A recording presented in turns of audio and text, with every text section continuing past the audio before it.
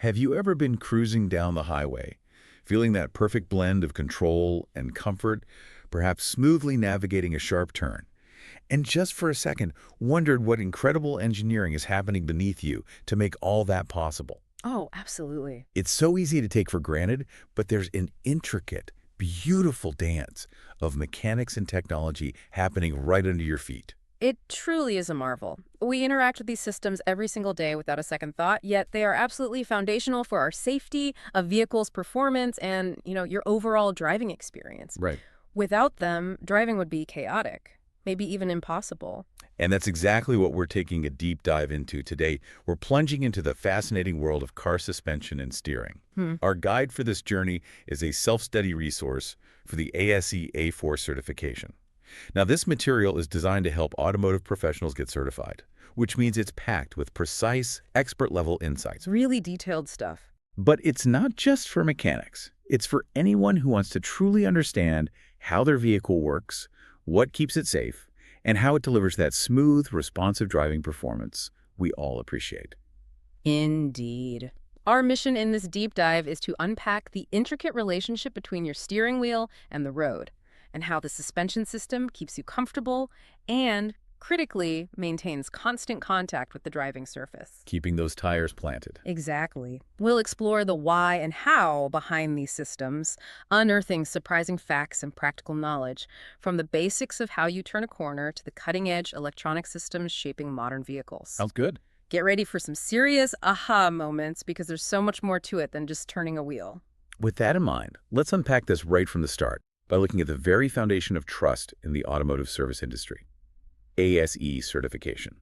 Okay. You've probably seen the ASE blue and white logo at your local repair shop, perhaps on technician's shirt or a sign on the wall. But what does it actually mean for you as a driver? Well, ASE stands for the National Institute for Automotive Service Excellence. It's a nonprofit organization founded way back in 1972, and its core mission is pretty straightforward: to improve the quality of automotive service and repair across the board. Improve quality? Okay. How? They achieve this through a rigorous system of voluntary testing and certification for automotive professionals. It's about setting and, importantly, maintaining a consistently high standard of expertise. So it's about validating that a technician truly knows their stuff.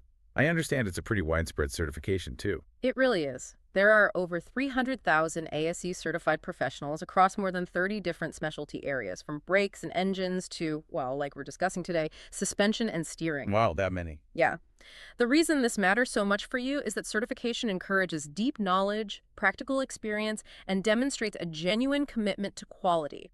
For you, the customer, it translates directly into confidence and competence in the service your vehicle receives. Peace of mind, basically. Yeah. Exactly. It's a hallmark of assurance in a field that can often feel a bit, well, opaque sometimes. That makes a lot of sense. So if someone wants to become ASE certified, what does that general testing process entail? We don't need all the tiny details, but what's the gist of how they ensure competence? Well, the ASE test structure is very specific and designed to be comprehensive. Each test, including the A4 suspension and steering test we're drawing from, typically has around 40 multiple-choice questions. Okay, multiple choice. But these aren't just trivia questions, They are meticulously developed by a panel of industry experts and directly derived from detailed task lists. These lists outline the specific knowledge and hands-on skills a certified professional should possess in that area. So it's practical. Very practical. It's about testing real-world diagnostic reasoning and problem-solving, not just memorizing facts. And the study guide we're using, it also had some great general tips for preparing for these tests, which honestly apply to learning anything new. Right? Oh, yeah, absolutely. Things like focusing on your weak areas, setting aside dedicated distraction-free study time, and avoiding last-minute cramming. My high school self definitely could have used that advice. Haven't we all? But yes, those are universal principles for effective learning. And when it comes to the actual testing, it's all computer-based now. Convenient. Very. You register online and you get instant score results, which is a nice touch. Your official certificates are then mailed out within a few weeks. And they don't last forever, right? You have to recertify. That's right.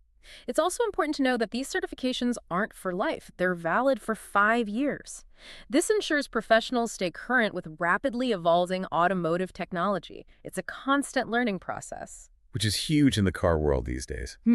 Okay, so let's bring it back to our specific topic. The A4 suspension and steering test. While, you listening aren't taking the test, understanding its structure gives you a fantastic roadmap for what truly makes a vehicle move and handle the way it does. What does this specific certification emphasize? Right, the A4 test. It has those 40 questions, and they're distributed across 4 main content areas with specific weightings that really highlight the most critical knowledge. Okay, what are they? So, steering systems diagnosis and repair, that makes up 30% of the questions. Suspension systems diagnosis and repair also accounts for 30%. Okay, so those two are the big ones. Exactly. Then wheel alignment diagnosis, adjustment, and repair is close behind at 28%. And finally, wheel and tire diagnosis and service makes up the remaining 12%. Only 12% for wheels and tires. That's interesting. It is, isn't it? What this breakdown really reveals is where the rubber meets the road, quite literally. While we all focus on tires, they're the visible part, the vast majority of a technician's required expertise, and where most of your car's critical performance and safety issues tend to emerge lies within the intricate dance of the steering and suspension systems themselves. That's the core engineering challenge. Precisely, that's what they're focused on diagnosing and repairing. I see. It really underscores the complexity beneath the surface and where the crucial knowledge lies when it comes to keeping your car safe and performing well. With that comprehensive overview of the certification process setting the stage, it's time to literally get our hands on the wheel and explore the first critical system, steering. Let's do it. This is your command center, the direct link between you and the road. We know it lets us turn the car, but what's its core function beyond that simple action? It's about much more than just the ability to turn. The core function of the steering system is to allow the driver to turn the vehicle in a safe, controllable, and efficient manner. Safe and controllable. Keywords there. Absolutely. It's also about ensuring directional stability and responsiveness. The basic components are the steering wheel, obviously, the steering column connecting it down, the steering linkage, the steering gear itself, which does the heavy lifting, and finally, the steering knuckles, which are attached to the wheels. So it's a whole chain reaction. Think of it as a precision instrument that translates your intent into motion. Okay, so how does that physical turn of the wheel get translated down to the wheels themselves? What are the dominant steering gear designs that make this happen? The 2 most common steering gear designs you'll find are the conventional worm gear recirculating ball system and the rack and pinion system. Worm gear. That sounds old school. It kind of is. It's often found in older cars and many trucks. It works like this. The steering shaft connects to a worm gear, which then turns something called a ball nut.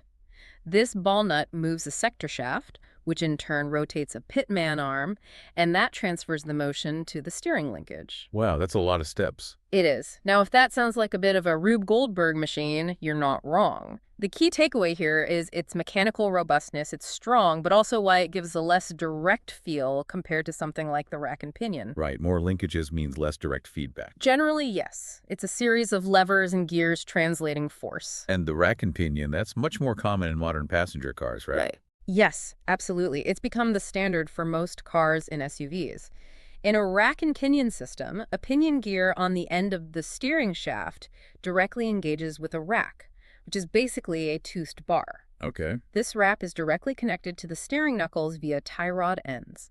It's a simpler, more compact design. Simpler usually means better feel. Often, yes. It generally provides a more direct, precise, almost intuitive steering feel because there are fewer mechanical components between your hands and the wheels. Less slop, you could say. Now, this next development, power steering. I think this is something many of us have experienced firsthand without even realizing the shift. From needing serious muscle to turn the wheel, especially in parking lots. Oh, yeah. Armstrong steering, they used to call it. Exactly. To what we have today with microchips doing a lot of the work. Let's talk about traditional hydraulic power steering first. What was the main reason we needed it? The primary reason was simply to significantly reduce the effort needed to turn the steering wheel, particularly at low speeds or when the vehicle is stationary. Parking, basically. Parking, low-speed maneuvering. Without it, trying to turn the wheels of a heavy vehicle at a standstill would be incredibly difficult, a real workout. The system essentially uses fluid pressure to multiply your input, making it feel almost effortless. And what are the key components that make this hydraulic magic happen? Well, you have the power steering pump, typically driven by an engine accessory belt, like the alternator or AC compressor. Okay, engine-driven. Right. This pump draws fluid from a reservoir and sends it under high-pressure through lines to the steering gear itself. Inside the steering gear, there's a crucial control valve, often a rotary valve or a spool valve, that directs this high-pressure fluid. And the pump itself, any variations? Yeah, the source mentions three main types: roller, vane, and slipper pumps. They each use slightly different internal mechanisms to generate that fluid pressure. So how does it actually assist the turning? Okay, so when you turn the steering wheel, it actually twists a small torsion bar inside the steering gear assembly. This tiny twist signals the control valve based on how much you turn the wheel to open specific hydraulic passages. Ah, the valve directs the flow. Exactly. Fluid forced by the pump is then channeled to one side of the steering gear's piston or rack, pushing it and helping you turn the wheels in that direction. The more you turn the wheel, the more the torsion bar twists, the more the valve opens, and the more hydraulic pressure assists you. Clever. And what about the fluid itself? Is it just any old fluid, and how do we maintain it? Good question. Most hydraulic power steering systems actually use automatic transmission fluid, or ATF, though some use specific power steering fluids, so always check your owner's manual. ATF, interesting. Yeah. It's crucial to check the fluid level regularly. There's usually a dipstick on the reservoir with full cold or full hot marks because the fluid expands when warm. Right. You also need to inspect its condition. Look at the color. Is it dark or burnt? Smell it. Does it smell burnt? Is it foamy? Any of those can indicate a problem developing. Like overheating or contamination. Exactly. And flushing the system periodically, just like changing your engine oil, helps maintain its efficiency and longevity. Gets rid of worn-out fluid and contaminants. Now for the new frontier. Electronic or electrically assisted power steering, EPS or EPAS. This feels like such a huge leap from those hydraulic systems. What's the main driver behind this transition? The primary drivers are definitely improved fuel economy and reducing what's called parasitic engine load. Parasitic load. Yeah, think about it.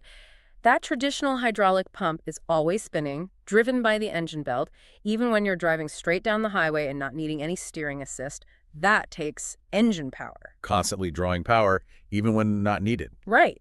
EPS systems replace this constant draw with an electric motor that only provides assistance when it's actually needed, mostly during turns or low-speed maneuvers. So it saves fuel because the motor isn't always running. Precisely. But the insight here is that this one change opens up an entirely new world of vehicle intelligence. It's not just a marginal gain in efficiency, it's a fundamental shift. How so? Well, it frees up engine power, allows for completely new vehicle designs because you don't need the hydraulic pump and hoses, and maybe most critically, it's the foundational technology enabling all those advanced driver assistance systems, AD, and even the autonomous driving features we're starting to see. Like lane keeping assist. Exactly. Yeah. Lane keeping, automatic parking, adaptive steering. All that relies on the system being able to electronically control the steering input, which EPS makes possible. That's a huge benefit. And I know there are a few variations of these electronic systems. Yes, there are sort of three main flavors. First, you might still have a hydraulic power steering system, but the pump is driven by an electric motor instead of the engine belt. That was kind of a transitional step. An electro-hydraulic hybrid. Sort of, yeah. Second, and increasingly common, is an electric motor directly attached to the steering rack itself, driving it via a gear mechanism. This eliminates the hydraulic fluid, the pump, the lines, all of it. Much cleaner design. Definitely. And then there's what the source calls steer-by-wire systems. Steer-by-wire. That sounds pretty futuristic. What does that mean for the actual connection between you, the driver, and the wheels? That's where it gets truly revolutionary, and maybe a little unnerving for some. In true steer-by-wire systems, there is minimal or sometimes no direct mechanical connection between the steering wheel and the steering gear. No mechanical link. Seriously. Well, often there's still a backup mechanical link for safety, but in normal operation, it's all electronic. Sensors interpret your steering input, how fast you turn the wheel, how much torque you apply, vehicle speed, etc. Okay. These inputs are then sent to control modules, basically small computers, which in turn command the electric motor on the steering rack to steer the wheels. Wow, so it's like a flight control system in a plane. Very much like that. It's a fascinating step towards fully autonomous driving, allowing for incredibly precise control, adaptability, variable steering ratios, even customizable steering feel. You could potentially dial in how heavy or light you want the steering to feel. Like a video game setting for your car. Kind of. Imagine a gaming controller, but for your car. So the benefits are clear. Greatly improved fuel efficiency, adaptable assist levels, and opening the door to advanced features. But with all this electronics, How do you diagnose problems when there's no fluid to check or belt to tension? Yeah, diagnosis definitely shifts gears, so to speak. It relies heavily on scan tools. The computer diagnostic tools. Exactly. These tools are absolutely essential for electronically controlled systems. They allow technicians to plug into the car's computer and read diagnostic trouble codes or DTC-specific error messages generated by the system. Like reading its mind. Pretty much. They can also monitor sensor data in real-time steering angle sensor readings, motor current draw, module communication status, and check the overall health of the system. Without a scan tool, it would be almost impossible to properly diagnose these complex systems, as many issues are purely electronic signals, not mechanical failures. Moving up the chain, let's talk about steering columns. This is the crucial connection that brings everything together, linking your steering wheel to the steering gear itself. But they're not just a simple shaft anymore, are they? Not at all. Modern steering columns incorporate absolutely critical safety features. Most notably, they are designed to be collapsible, sometimes called GI columns. Collapsible. How does that work? It means they are designed to crumple or shorten during a significant frontal impact. This design prevents the entire column from being forced backward into the driver during a crash, significantly reducing the risk of chest and head injuries. It's a vital, though thankfully hidden, safety feature. Wow, I never really thought about that. And the airbag is integrated right into the steering wheel, correct? Which Yeah. requires careful handling during service. Precisely. The Supplemental Restraint System, or SRS airbag module, is integrated directly into the center of the steering wheel. This means that during any service procedures involving the steering column or wheel, the airbag system must be handled with extreme care. It used to be disarmed. Often, yes. Technicians follow specific procedures to disable the system before working on it to prevent accidental deployment, which could cause serious injury. It's a critical safety protocol. What are some common issues that can crop up with steering columns themselves? Common problems include excessive steering wheel play, like feeling looseness when you turn the wheel back and forth slightly. This can indicate worn universal joints or U-joints. Like the ones on a drive shaft? Similar concept, yes. Or worn flexible couplings within the column. These worn components can cause a variety of symptoms, from binding or stiffness in the steering to that feeling of looseness or excessive free play in the wheel. And they move too, right? For adjustment. Right. Many modern columns also offer adjustability for driver comfort. Tilting mechanisms allow the wheel to move up and down, and telescoping mechanisms allow it to move in and out towards or away from you. These mechanisms also need to be checked for proper function and wear during inspections. Sometimes they can get sticky or loose. So once the steering column has translated your input, the steering linkage takes over. What are its key components and functions? Okay, the steering linkage is basically the system of rods and arms that connects the steering gear down below to the steering knuckles out at the wheels, ultimately allowing the wheels to turn in sync. What are the main parts? Key components include inner and outer tie rod ends. The outer ones connect directly to the steering knuckles, and the inner ones connect to the steering rack, or, in older systems, to a center link. Tie rod ends, I've heard of those needing replacement. Very common wear item. And in those conventional worm gear systems we talked about, you'll also find a pitman arm coming off the steering gear and an idler arm on the opposite side supporting the linkage. These components all work together to translate the motion from the steering gear into the precise turning motion of the wheels. And there are these protective bellows boots. I remember reading about them in the guide. Why are they so important? Ah, yes, the boots. Those flexible accordion-like rubber boots are absolutely critical, especially on rack and pinion systems where they cover the inner tie rod ends where they attach to the rack. What do they do? They act as a shield. They prevent contaminants like dirt, water, road salt, and grit from getting into and damaging the delicate ball and socket joint of the inner tie rod end. So they keep the grease in and the dirt out. Exactly. If these boots tear or become compromised, contamination gets in, grease gets washed out, and it can lead to rapid wear and premature failure of the tie rod ends. That means a potentially costly repair and, more importantly, a potential safety issue if a tie rod fails. So keeping those boots intact is crucial for longevity. Very much so. A quick visual inspection of the boots is part of any good undercar check. So with all these complex parts, how do you know if there's a problem with your steering system? What are the common symptoms a driver like you might notice, and how do technicians go about diagnosing them? Well, there are several. Clinking, popping, or squealing sounds, especially when turning. Noises are usually a bad sign. Almost always with steering or suspension. Also, look for fluid leaks under the car if you have a hydraulic system. Feel for excessive effort required to turn the wheel, or conversely, too much looseness or play in the wheel, which might result in the car wandering on the road or feeling shimmy. What else? You might also experience the vehicle pulling consistently to one side, or perhaps the steering wheel doesn't return smoothly to the center position after you complete a turn. Basically, if your steering feels off in any way compared to how it normally feels, that's your first clue that something needs checking. So trust your gut feeling about how the car handles. Absolutely. You drive it every day, you know it feels normal. And if you notice any of those symptoms, what's the first step a technician takes? Diagnosis typically begins with a thorough inspection. For hydraulic systems, this includes checking the power steering fluid level and its condition again, looking at the color, smelling it, checking for foam. Right. Belt tension on the pump drive is checked, listening for any abnormal noises from the pump itself. Hoses are carefully inspected for leaks, cracks, or swelling.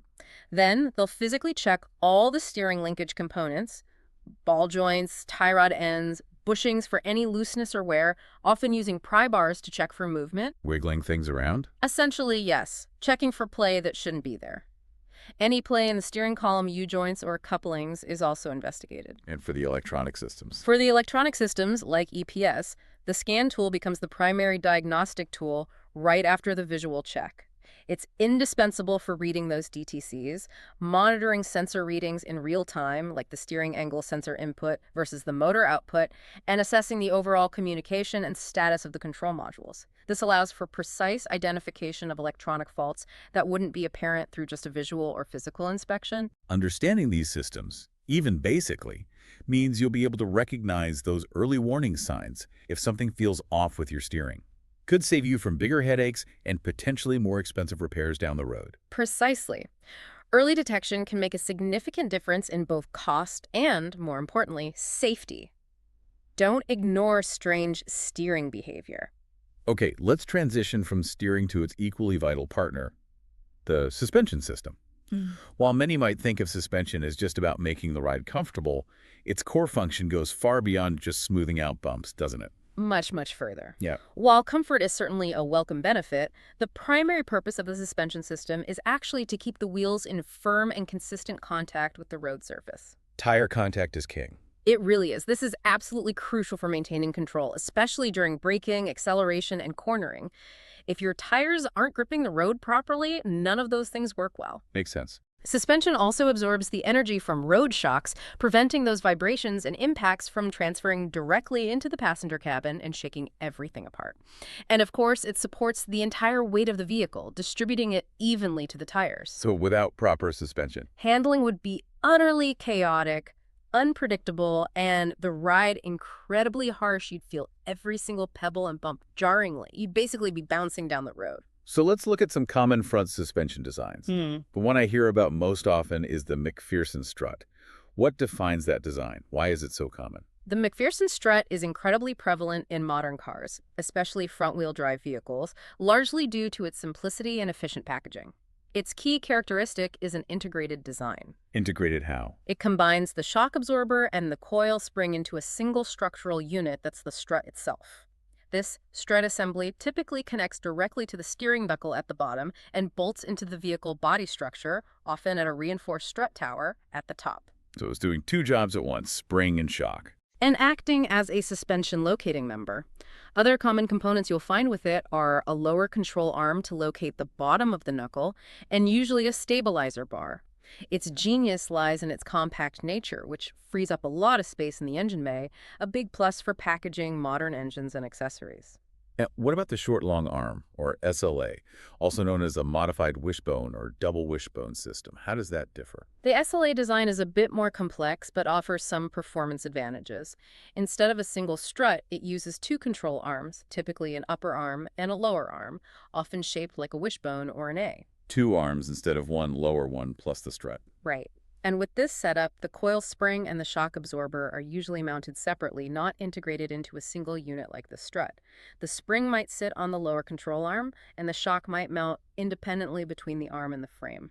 What are the benefits of that more complex setup? It often provides better ride quality and, more importantly, more precise control over wheel movement, particularly camber changes during suspension travel. This allows engineers to fine-tune the handling characteristics more effectively. Camber changes. You mean how the wheel tilts? Exactly. With SLA, engineers can control how the camber angle, that inward or outward tilt of the wheel, changes as the wheel moves up, jounce, and down, rebound.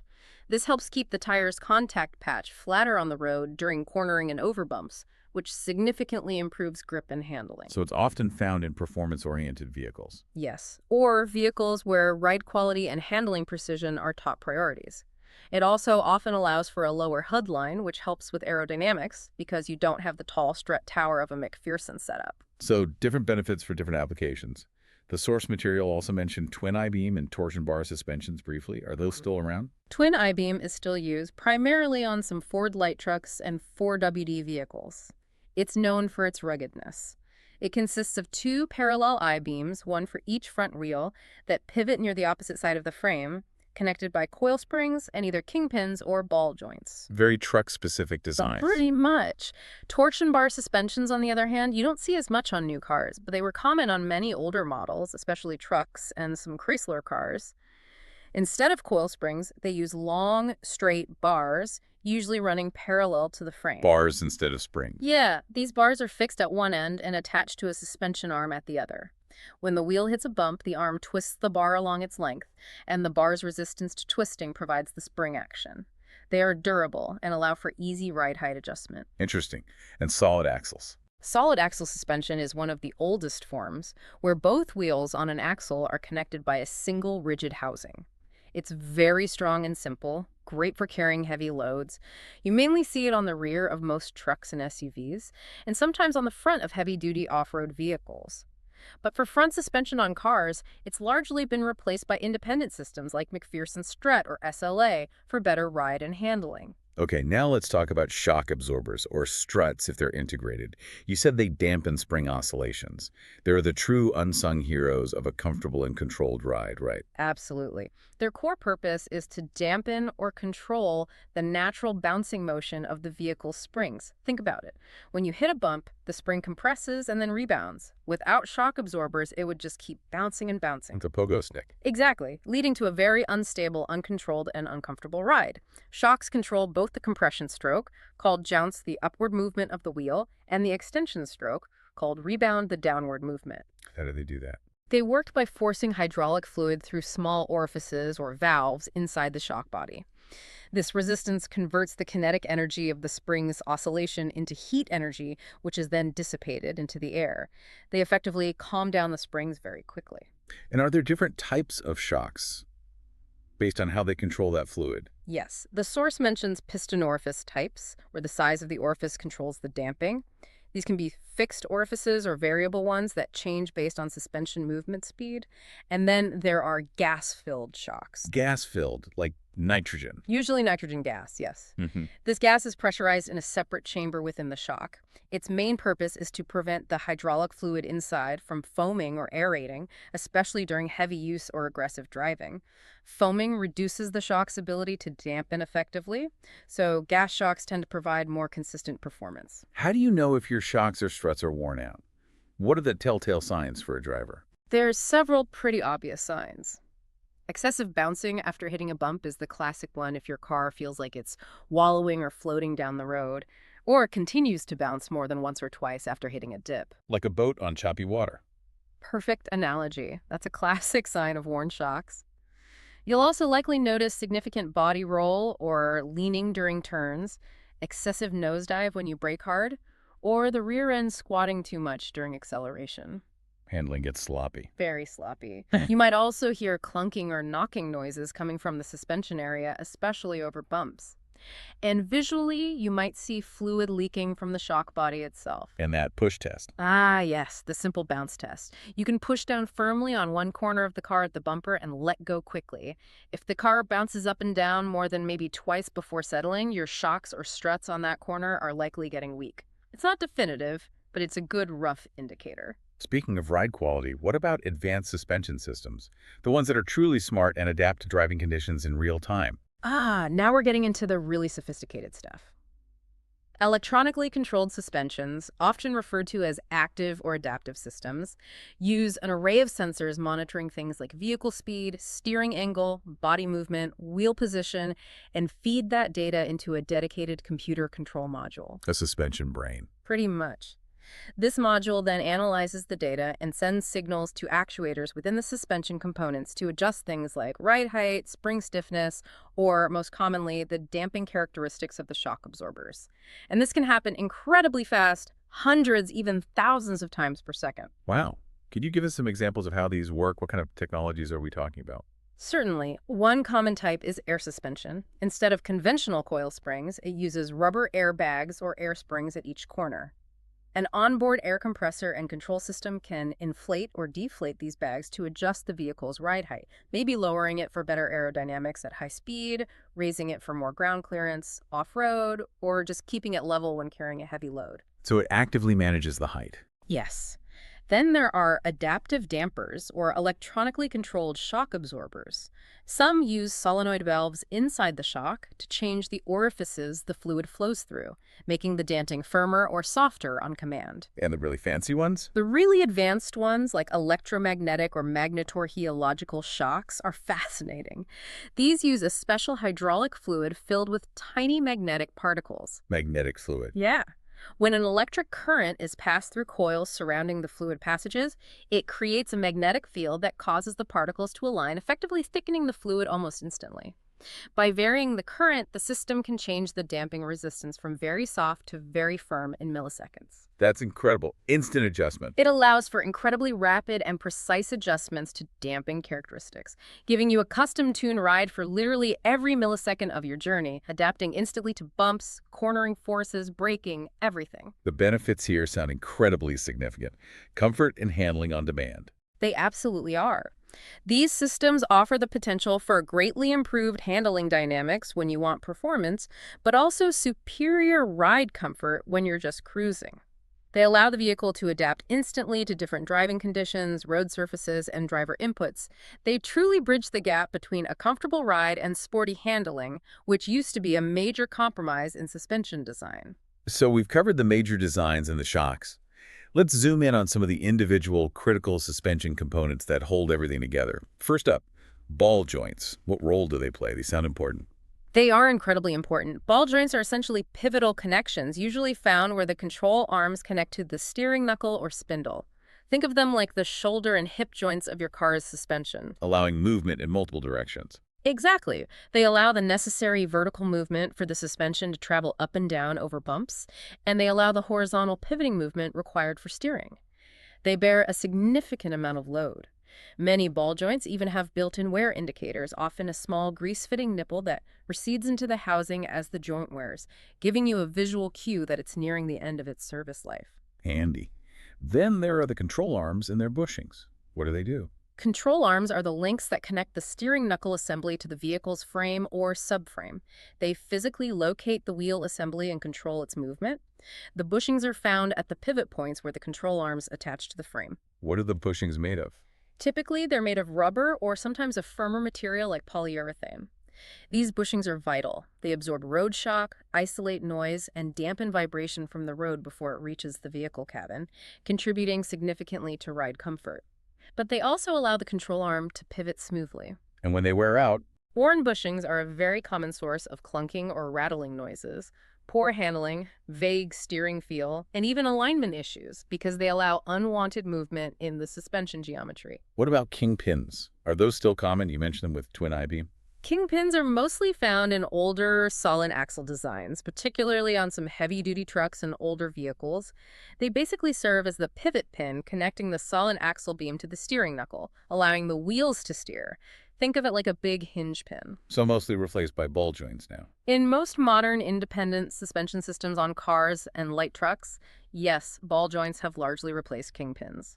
Ball joints offer better articulation, can handle forces from multiple directions more effectively, and are generally easier to maintain or replace. And the steering knuckle itself, or spindle. The steering knuckle, or sometimes called the spindle, especially if the wheel bearing rides directly on it, is that central, often hefty component out at the wheel. It's the critical hub where everything comes together.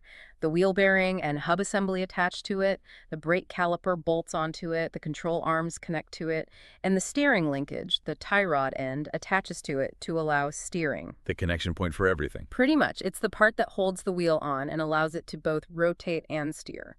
Springs, of course, are fundamental. Coil and leaf springs are the main types. Exactly. Springs, whether they are the familiar coil springs or the older style leaf springs, which look like stacks of flat metal strips, are designed primarily to support the vehicle's static weight and also absorb the initial impact energy from road shocks and irregularities. They are the primary load-bearing components of the suspension. Storing and releasing energy. Right. They store energy as they compress and then release it as they rebound, which is the bouncing motion that the shock absorbers then have to control. And stabilizer bars or sway bars, what do those do? They sound like they help with stability. They do exactly that. Stabilizer bars, also commonly called anti-roll bars or sway bars, are crucial for reducing body roll or lean during cornering. How do they work? A stabilizer bar is basically a torsion spring, usually a U-shaped bar that connects the left and right control arms, or sometimes the struts, on the same axle. When you go into a turn, the suspension on the outside wheel compresses and the suspension on the inside wheel extends. This tries to twist the stabilizer bar. The bar resists the twist. Exactly. The bar's resistance to twisting transfers force from the heavily loaded outside suspension to the lightly loaded inside suspension. This helps keep the vehicle's body flatter relative to the road during the turn, improving handling, stability, and tire grip, especially when taking a curve at speed. So it makes the car feel more planted in corners. Definitely. A thicker stabilizer bar provides more roll resistance, leading to flatter cornering, but potentially a slightly harsher ride over uneven surfaces, affecting only one wheel. And finally, wheel bearings. They let the wheels spin, right? Yes, wheel bearings are absolutely vital components that allow the wheels to rotate freely with minimal friction while supporting the vehicle's weight. They sit inside the hub assembly, which is mounted on the knuckle or spindle. What types are there? They can be tapered roller bearings, which are good at handling both radial up-down and thrust side loads, or sealed ball bearing units, which are often integrated into a hub assembly and are non-serviceable. You replace the whole unit. How do you know if a wheel bearing is going bad? Diagnosing wear in wheel bearings usually involves listening for noises. A bad wheel bearing typically makes a growling, humming, or rumbling noise that changes pitch or intensity with vehicle speed and sometimes gets louder or quieter when turning left or right as load shifts onto or off of the bearing. Noise is the key symptom. Noise is the most common one. You might also feel vibration through the floor or steering wheel. A severely worn bearing can also develop looseness, which a technician checks by trying to rock the wheel top to bottom, 12 and 6 o'clock, and side to side, 9 and 3 o'clock. Any significant play is bad news. And a bad bearing is dangerous. It absolutely can be. It can lead to excessive heat buildup, damage to the hub and spindle, poor brake performance, and in a worst-case scenario, the wheel could potentially detach from the vehicle. So, wheel bearing noise should never be ignored. So what stands out to you here, looking at all these components? It's fascinating how many different designs and individual parts exist just to achieve those fundamental goals, keeping those tires firmly on the pavement and keeping you comfortable. What's truly fascinating to me is the sheer diversity of engineering solutions applied to solve this shared challenge. Each design, from the relative simplicity of a McPherson strut to the mind-bending complexity of an electronically controlled magnetorheological system, has its own specific advantages and trade-offs for different vehicle types, intended uses, and cost points. Always trade-offs. Always. And constant innovation in this area is relentless. Engineers are always striving for that perfect balance, better control, enhanced comfort, improved safety, lighter weight, lower cost. It's a continuous evolution. That diversity is incredible. And it makes me wonder, with so many complex moving parts in the suspension, what are the telltale signs for you, the driver, that something's going wrong? What do technicians typically look for when someone brings in a car complaining about a rough ride or strange noises? Much like with the steering system, noises are a big indicator. Clunking, squeaking, creaking, or popping sounds, especially when going over bumps, turning, or braking, are very common signs of worn suspension components. Bushings, ball joints. Exactly. Worn bushings, worn ball joints, loose stabilizer bar links, worn strut mounts, they can all make noise. Other symptoms include noticing an abnormal ride height. Maybe one corner of the vehicle looks visibly lower than the others, suggesting a sagging spring or failed air suspension component. Handling issues, too. Definitely. Handling issues like the car wandering or feeling unstable at speed, pulling to one side, excessive body roll in turns, or just a generally harsh or uncontrolled ride are all potential indicators of suspension problems. And tire wear again. Yes, uneven tire wear is also a strong signal. Certain wear patterns, like cupping and scalloping on the tread, often point directly towards worn shock absorbers or struts, or other suspension issues that are allowing the tire to bounce erratically against the road. So if a noise or handling issue prompts an inspection, what do technicians look for specifically? They'll start with a thorough visual inspection of all the suspension components. They're looking for obvious damage, like bent control arms, broken springs, or torn bushings. They'll pay close attention to the condition of all the rubber bushings, looking for cracks, tears, or deterioration. Ball joints are checked for looseness or torn boots. Checking for leaks, too. Yes, shocks and struts are checked carefully for any signs of hydraulic fluid leakage, which indicates seal failure. All fasteners, bolts, and nuts are inspected to ensure they are properly tightened. Again, they'll often use pry bars carefully to check for excessive movement or play in joints and bushings. And for the electronic systems, more scan tools. Absolutely. Just as with electronic steering, electronically controlled suspension systems require scan tools as a primary diagnostic tool. Technicians need to read any DTCs stored in the suspension control module and monitor real-time sensor data, things like ride height sensor readings, accelerometer inputs, damper control signals to understand what the system is seeing and doing. Diagnosing these sophisticated systems often involves checking sensor inputs, module outputs, and network communication, requiring a deeper level of electronic diagnostic skill. That makes perfect sense. These systems are so integrated. You need the electronics expertise, too. Let's move to the next critical area, one that's directly impacted by both steering and suspension health. Wheel alignment. We hear about it often, maybe get told we need one, but what exactly is wheel alignment and why is it so important for your vehicle? Wheel alignment isn't just about making sure your steering wheel is straight when you're driving straight, although that's a part of it. Its core purpose is much more fundamental. It's about ensuring that all four wheels are set at specific, very precise angles relative to each other and relative to the vehicle's frame or center line. Precise angles. Why is that so critical? It's absolutely critical for several key reasons. First, optimal vehicle handling and stability. Correct alignment ensures the tires are pointed exactly where they need to be for predictable steering response and stable tracking. Second, maximizing tire longevity. Improper alignment is one of the biggest causes of premature and uneven tire wear. Wears them out fast. Very fast. And third, ensuring steering stability and proper steering wheel return after a turn. When the alignment is correct, your tires make optimal, flat contact with the road surface, which reduces rolling resistance, minimizes uneven wear, improves steering response, and contributes to overall vehicle stability and safety. Think of it like the vehicle's posture. Good posture means better performance and less strain. That's a good analogy. Vehicle posture, it sounds like a delicate balance. Yeah. What are the crucial alignment angles that technicians measure and adjust? There are three primary angles that we constantly talk about in alignment: camber, caster, and toe. Let's start with camber. Okay, camber. Camber is the inward or outward tilt of the top of the wheel when you look at it from the front of the vehicle. Imagine drawing a vertical line through the center of the wheel. If the top of the wheel tilts outward, away from the vehicle, that's called positive camber. If the top of the wheel tilts inward towards the vehicle, that's negative camber. Positive out, negative in. What does that affect? The implications are significant, mainly for tire wear and handling. Incorrect camber, too much positive or too much negative, can cause one-sided tire wear, meaning either the inside edge or the outside edge of the tire wears down much faster than the rest of the tread because it's carrying more load. Excessive camber can also cause the vehicle to pull to the side with the most positive camber. Okay, next is caster. I always found this one a bit harder to visualize. Can you give us a real-world analogy? Caster is definitely trickier. It refers to the forward or backward tilt of the steering axis, that imaginary line drawn through the upper and lower pivot points of the suspension, like through the ball joints or the strut mount and lower ball joint when viewed from the side of the vehicle. Tilt of the pivot axis. Exactly. Think of the front wheel on a bicycle or a shopping cart. The fork that holds the wheel is usually tilted slightly backward at the top relative to vertical. That's positive caster. Okay. Why is that important? Positive caster is what primarily provides steering stability and helps the steering wheel naturally want to return to the center position after you make a turn. It creates a self-centering effect.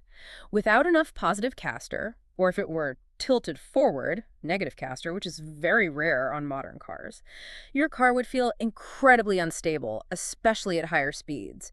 It would be prone to wandering, constantly needing correction, and the steering wheel wouldn't return to center easily or at all. That bicycle analogy really helps, makes it much clearer. And then there's toe. This one seems like it directly impacts tire wear more than the others, based on what you said earlier. It absolutely does. Toe is often considered the most critical angle when it comes to tire wear, and also has a big effect on steering response. Toe is defined as the inward or outward angle of the leading edge of the wheels when viewed from directly above the vehicle. Looking down from the top. Right. If the front edges of the wheels on an axle point slightly inward towards each other, that's called toe in. If they point outward away from each other, it's toe out. Like your feet pointing in or out. Exactly like that. And why it matters so much for tire wear is this.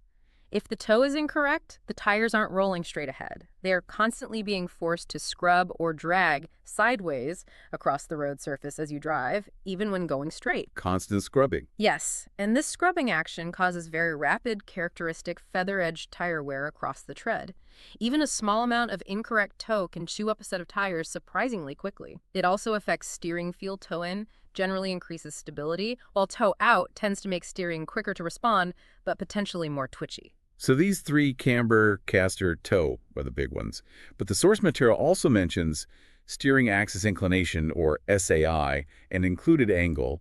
What are those about? Right. Those are more diagnostic angles, but still important. Steering axis inclination, or SAI, is the inward tilt of that same steering axis we talked about with caster, but this time viewed from the front of the vehicle. It's designed into the suspension knuckle.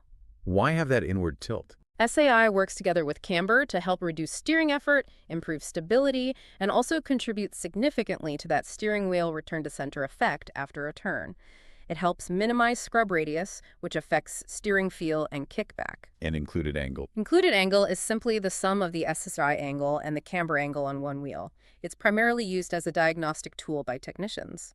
If the included angle is different side to side or outside of specifications, it often indicates a bent suspension component, like a steering knuckle or strut, because SAI itself usually isn't adjustable. Ah, the diagnostic clue. What about thrust angle? Thrust angle is crucial, especially for four-wheel alignments. It's the direction the rear wheels are pointing relative to the vehicle's geometric centerline.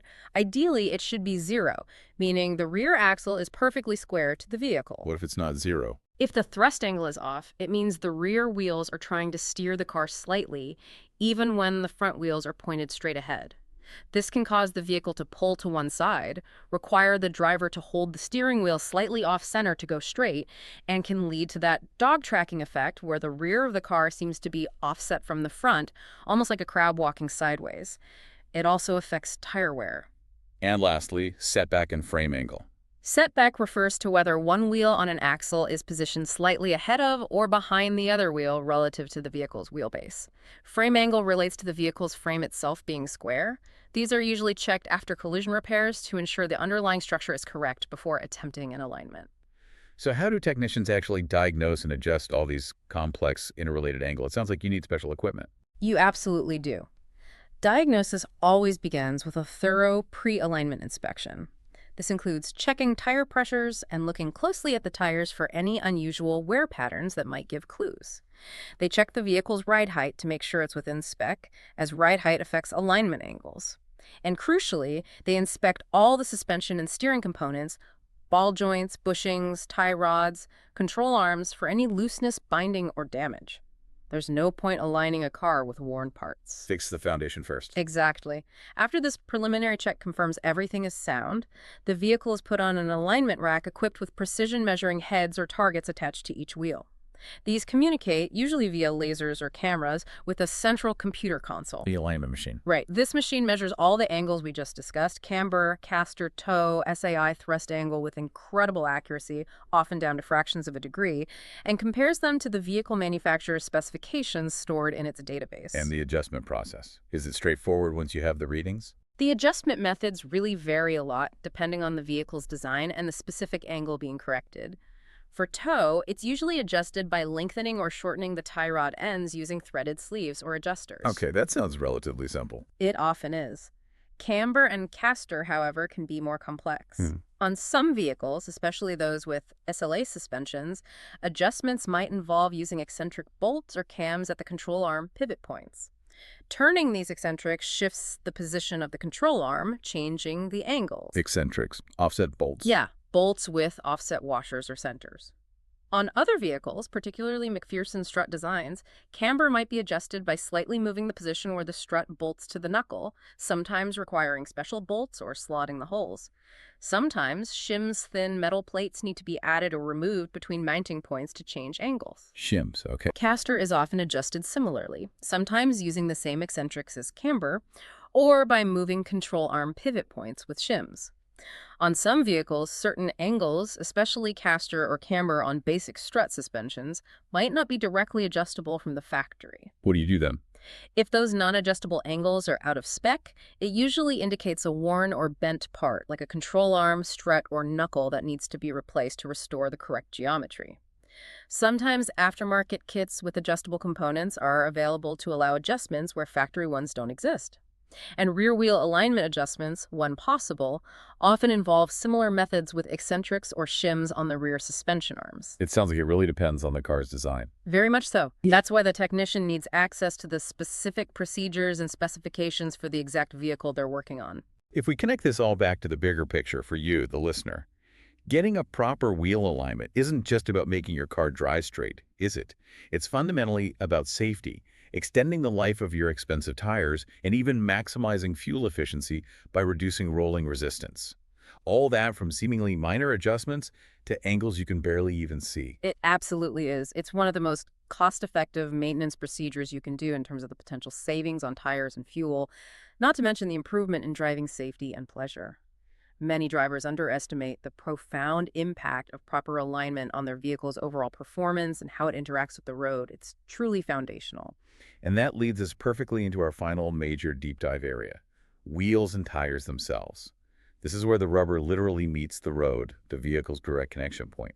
And as we've discussed, this is often where all those alignment and suspension issues really show up visually. And the first way they often show up is through distinctive tire wear patterns. What can tire wear patterns tell a trained eye? Tire wear patterns are incredibly important diagnostic indicators. They are like a footprint history of how the tire has been meeting the road. They can tell you a story about potential problems with the underlying suspension geometry, steering components, tire inflation, balance, or even driving habits. A skilled technician can often read the tires and get a very good idea of what might be wrong before even hooking up the alignment machine or lifting the car. It's like a language your car speaks through its tires. It really is. You just need to know how to interpret it. So what are some of the most common patterns technicians look for, and what do they typically indicate? Okay, one very common pattern is feathering. This is when the individual tread blocks wear unevenly across their width, developing a sort of ramped or sharp edge on one side and a rounded edge on the other. If you run your hand across the tread, it feels smooth in one direction and rough in the other. Feathered edges, what causes that? Feathering is almost always caused by incorrect toe settings. The tire is essentially being dragged sideways slightly as it rolls forward, causing that scrubbing wear pattern across the tread blocks. Okay, toe causes feathering. What about cupping or scalloping? Cupping, sometimes called scalloping, presents as irregular scoops or dips worn into the tread surface, often randomly spaced around the tire circumference. It can make the tire look like it has hills and valleys. What causes those dips? Cupping is most often an indication of worn or weak shock absorbers or struts, or sometimes wheel imbalance. The worn shocks allow the tire to bounce excessively and erratically as it goes down the road, literally hammering against the pavement in spots, leading to those scooped out areas. It can also be caused by bent wheels or severely worn suspension components like ball joints that allow uncontrolled wheel movement. So bouncing tires lead to cupped wear. Exactly. Then you have wear related to inflation pressure. Right, you mentioned that it affects the contact patch. Precisely. Underinflation wear shows up as excessive wear on both the inner and outer shoulders or edges of the tire, while the center of the tread shows less wear.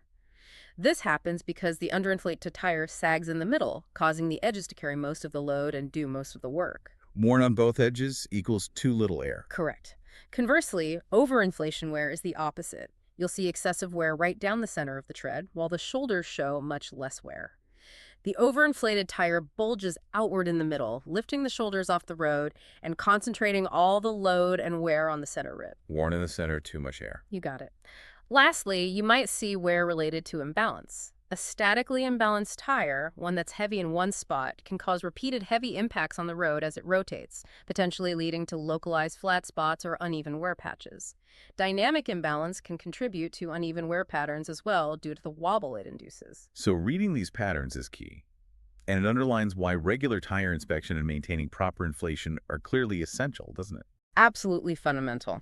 Beyond just looking for wear patterns, routinely checking your tire's tread depth, making sure you have enough grip, especially in wet conditions, is critical for safety. Yeah. You can use a tread depth gauge or even the classic penny test. Lincoln's bet. Right. If you can see all of Lincoln's head when you insert a penny upside down into the tread groove, your tread depth is likely below the minimum safe level, usually 230 seconds of an inch. Also, visually inspect the sidewalls and tread area for any cuts, punctures, bulges, or knots, as these could indicate structural damage that could lead to a blowout. And pressure, check it regularly. Yes, and crucially, ensure proper inflation pressure according to the vehicle manufacturer's specifications, not the maximum pressure listed on the tire sidewall. The correct pressures are usually found on a sticker in the driver's side door jamb or in your owner's manual. Check the pressure when the tires are cold, meaning they haven't been driven on for at least a few hours. Under or overinflated tires not only wear prematurely, but also seriously compromise handling, braking stability, load carrying capacity, and fuel efficiency. It's probably the single most important tire maintenance task. Good advice. Okay, beyond wear, another big factor is how the wheel and tire assembly itself performs dynamically. Let's talk about wheel and tire runout and vibration. What exactly is runout? Runout is essentially a measurement of how much a tire or wheel deviates from being perfectly round or perfectly straight as it rotates. Think of it as out of roundness or wobble. Are there different kinds? Yes, there are two main types we measure, radial runout and lateral runout. Okay, what's radial runout? Radial runout refers to the variation in the radius of the tire or wheel as it rotates. In simpler terms, it's the up and down movement, or how much the assembly hops as it spins. Excessive radial runout causes a vertical vibration, often felt as a shake in the seats or floor, usually at higher speeds. So radial is the hop. What's lateral runout? Lateral runout refers to the side-to-side movement or wobble of the tire or wheel as it rotates. Imagine looking at the tire tread from the front. Lateral runout would be how much it wiggles left and right. Excessive lateral runout usually causes a horizontal vibration, often felt as a shimmy or shake in the steering wheel. So radial runout causes a vertical vibration or hop, and lateral runout causes a horizontal vibration or shimmy. Got it. Precisely. And vibrations can be tricky to diagnose sometimes because while runout or imbalance in the wheel tire assembly is a very common cause, vibrations can also stem from other sources. Like Things like tire defects themselves, like a shifted belt, worn suspension components allowing too much movement, loose wheel bearings, bent axles, drive shaft issues, or even engine misfires can sometimes transmit vibrations that feel similar. The frequency and speed at which the vibration occurs often helps pinpoint the source. High-frequency vibrations that change directly with wheel speed usually point towards the wheels or tires, while lower frequencies might indicate suspension, driveline, or even engine-related issues. Which brings us logically to wheel balancing. What's its purpose, and how does it relate to runout and vibration? Wheel balancing is crucial for ensuring that the weight of the complete tire and wheel assembly is evenly distributed around its axis of rotation. Even small variations in weight distribution, maybe from manufacturing tolerances in the tire or wheel, or even the valve stem, can cause significant vibration at road speeds. Uneven weight distribution causes it to wobble. Exactly. An imbalanced wheel will literally try to hop or wobble as it rotates at speed, creating that unpleasant shudder you might feel in your steering wheel or through the car's body.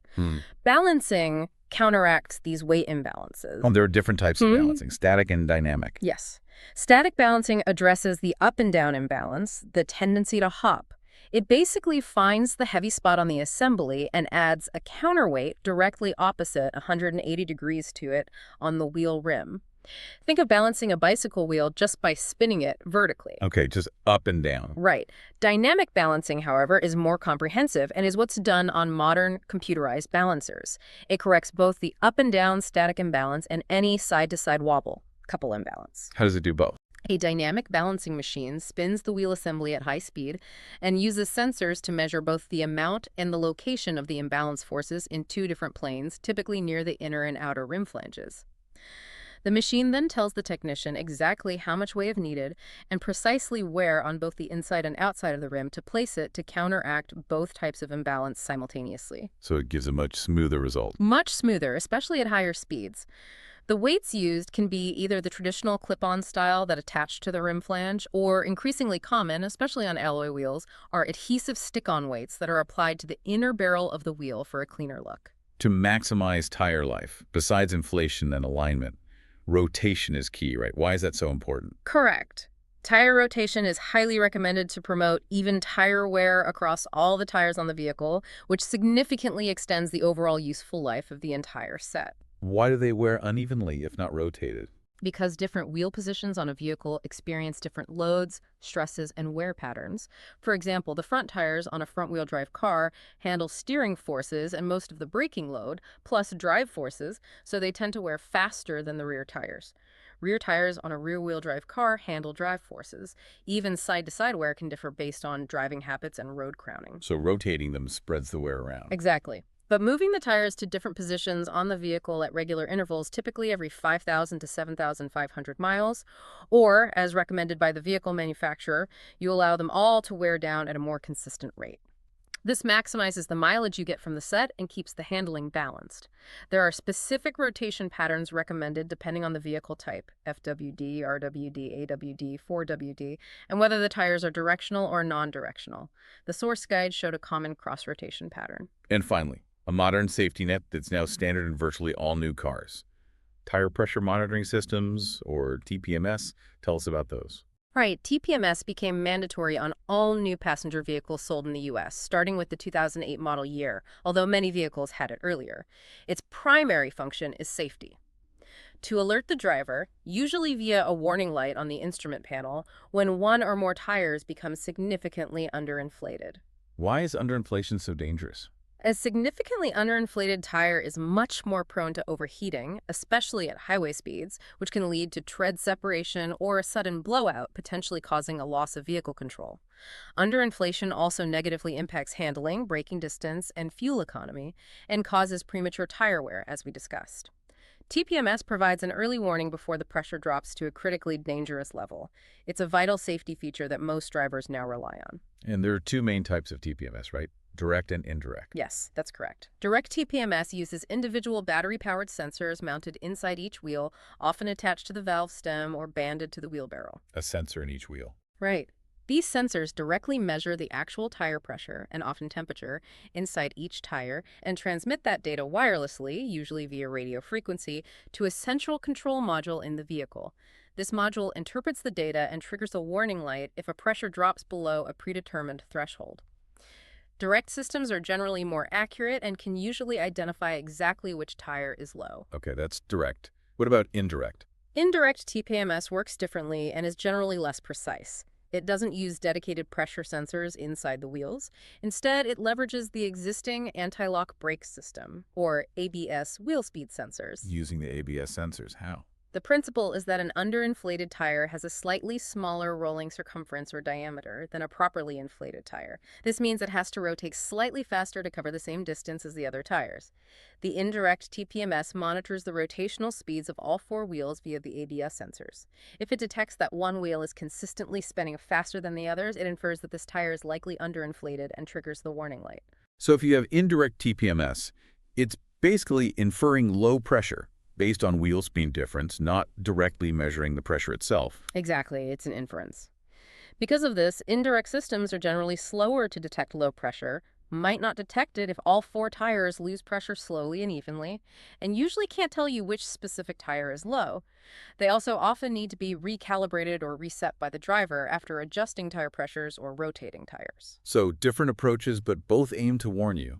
Do they require special service? Yes, both systems require specific service procedures, especially when replacing tires, wheels, or the sensors themselves in direct systems. Direct TPMS sensors have batteries that eventually die and need replacement. When sensors are replaced, or sometimes even after tire rotation, they often need to be relearned or registered to the vehicle's computer so it knows which sensor is in which wheel position. This usually requires specialized scan tools or TPMS programming tools. Even indirect systems often require a reset procedure via the dashboard menu or a button sequence. So what does this all mean for you, the driver? Understanding your tires isn't just about checking the air pressure once in a while, is it?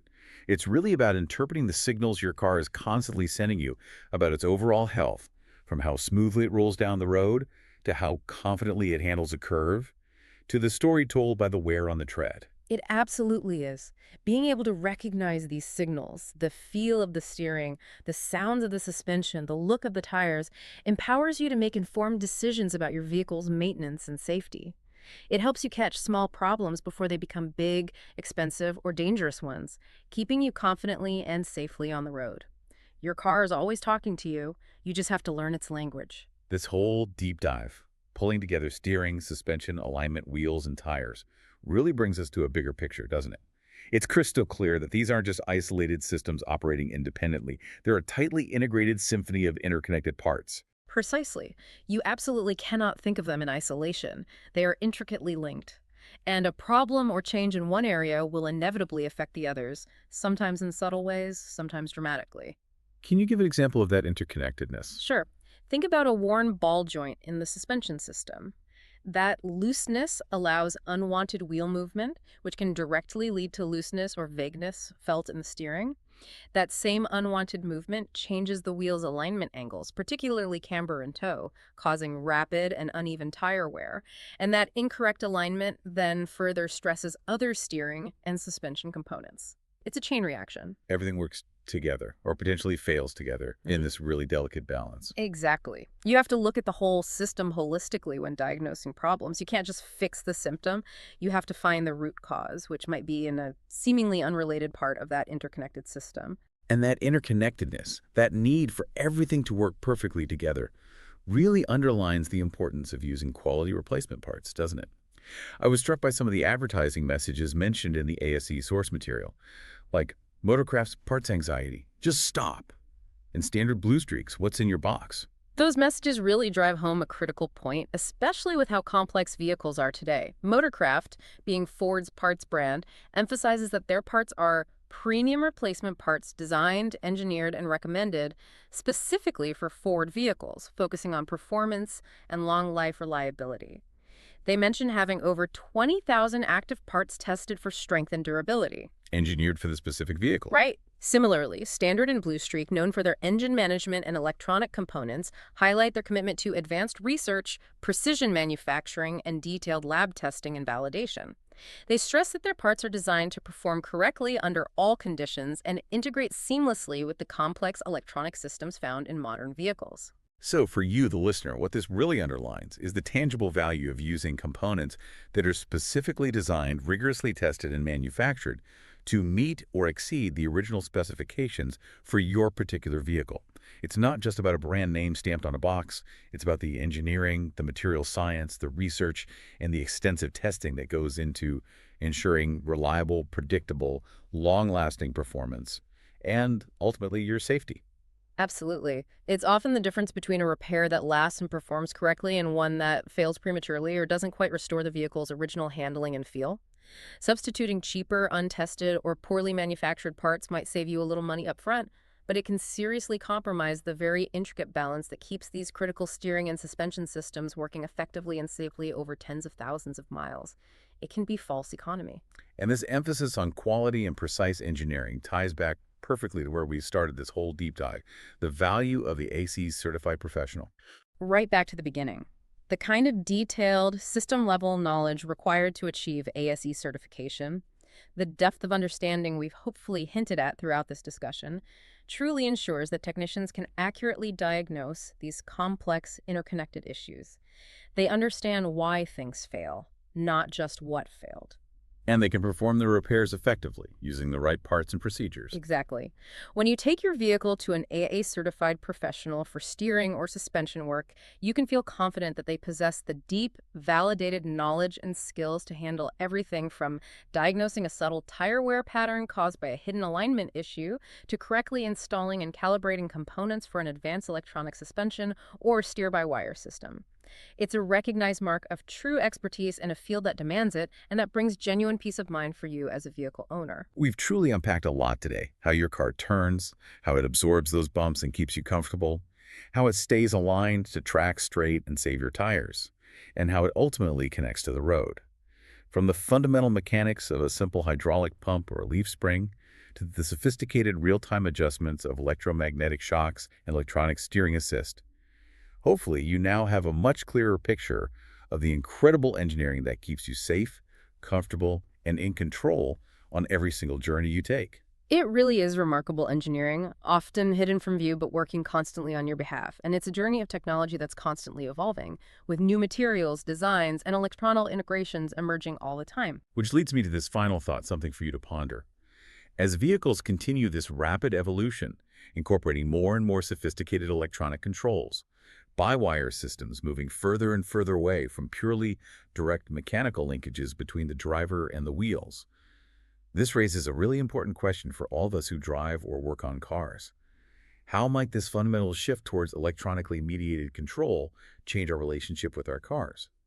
And perhaps more practically, what new skills and understanding will drivers and especially technicians need to master in a world where the driving experience is increasingly managed by complex algorithms and an intricate network of sensors, rather than just straightforward hydraulics and gears? That's a fascinating question. The very definition of driving feel in vehicle control is changing. Definitely something to mull over until our next deep dive.